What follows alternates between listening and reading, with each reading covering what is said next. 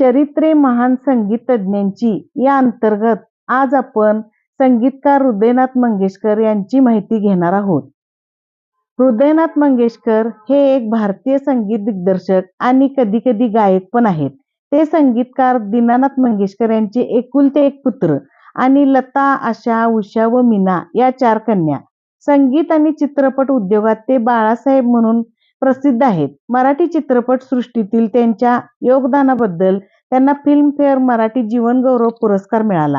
हृदयनाथ यांनी 1955 मध्ये आकाशगंगा या मराठी चित्रपटाद्वारे आपल्या संगीत कारकिर्दीची सुरुवात केली. तेव्हापासून त्यांनी संसार, चानी, हा खेळ सावल्यांचा, जानकी, जैत रे जैत, उंबरठा व निवडुंग सारख्या विविध मराठी चित्रपटासाठी आणि काही बॉलिवूड चित्रपटासाठी संगीत दिले आहे. त्यापैकी सुभा, लेकीन आणि माया मेमसाब हे सर्वात लक्षणीय आहेत.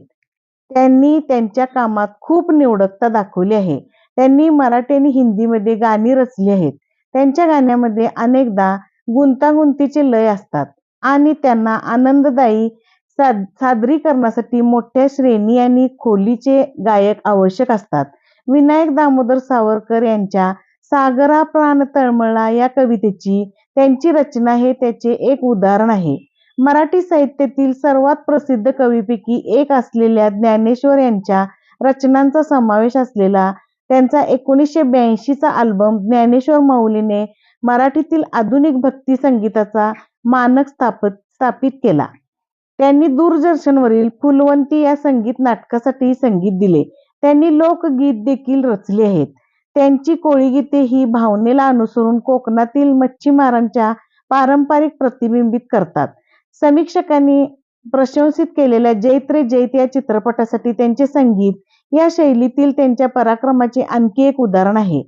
त्यात सर्वात लोकप्रिय कामापैकी एक म्हणजे निवडुंग चित्रपटातील रचना.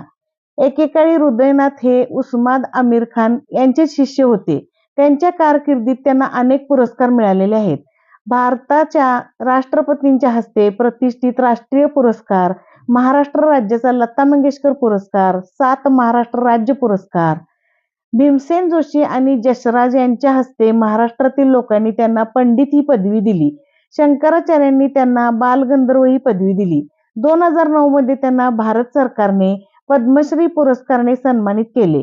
कवी संत मीराच्या कविता आणि गाण्यांचे 2 संपूर्ण अल्बम तयार करणारे आणि रिलीज करणारे हे ते पहिले भारतीय संगीतकार आहेत ज्यांचे नाव चला वही देस आणि मीरा भजन आहे.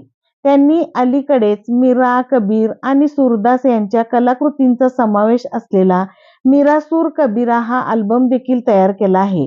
त्यांनी गालिबच्या गझलांचा समावेश असलेला आणि लता मंगेशकर यांनी गालिब हा अल्बम तयार केला आहे. शांता शेळके आणि सुरेश भट सारख्या प्रसिद्ध मराठी कवी सोबतच्या त्यांच्या सहकार्याने अतुलनीय लोकप्रियतेची अनेक मराठी क्लासिक गाणी तयार केली आहेत. 2009 मध्ये ते शिवसेनेत सामील झाले.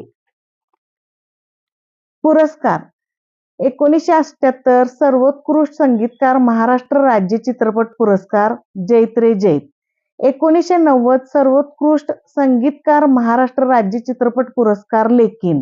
2009 मध्ये पद्मश्री. 2021 मध्ये मोहम्मद रफी जीवनगौरव पुरस्कार. पंडित ही पदवी भीमसेन जोशी व यशराज यांच्या हस्ते. गंधर्व ही पदवी शंकराचार्य यांच्याकडून.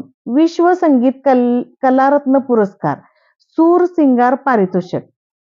हृदयनाथ यांची शास्त्रीय रागावर आधारित गाण्यांची लिस्ट खाली डिस्क्रिप्शन बॉक्समध्ये दिली आहेत. धन्यवाद.